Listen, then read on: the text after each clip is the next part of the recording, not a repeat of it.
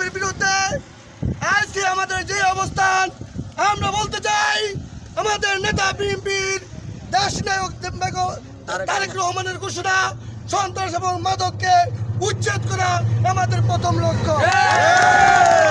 ইনশাআল্লাহ আমাদের zero tolerance থেকে সন্ত্রাসী এবং মাদক মদ জুয়া গাঁজা হাসানপুর স্টেশন নাঙ্গলপুর উপজেলায় আমরা একটি মডেল স্টেশন হিসেবে ইনশাআল্লাহ ভবিষ্যতে ঘোষণা করব। আমরা বলতে চাই আমরা কোনো সন্ত্রাসী, কোনো চাঁদাবাজি, কোনো মদখোর, কোনো গাঁজাটি স্থান আমাদের কাছে নাই।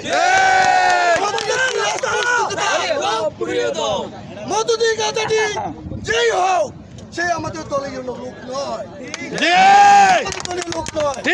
আমরা একটি কথা বলতে চাই, আমরা যেমন দল, আমাদের দল সুসংগঠিত, আমরা অন্যায় বিরুদ্ধে প্রতিবাদ করতে শিখেছি। ইনশাআল্লাহ আমরা ভবিষ্যতেও এই অন্যায় বিরুদ্ধে প্রতিবাদ করতে যাব।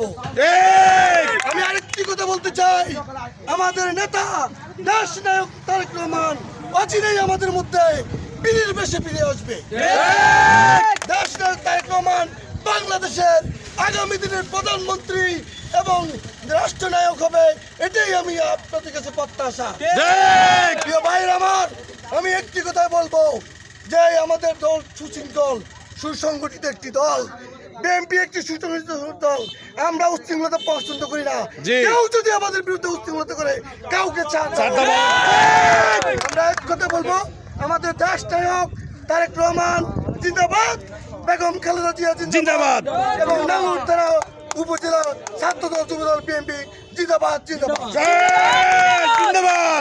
সমর্থন করা হলো, সবাইকে কষ্ট হলো, দোয়া করেন সবাই আমাদের জন্য, আমরা ভবিষ্যতে প্রতিবাদ করতে পারি। এখানে সমর্থন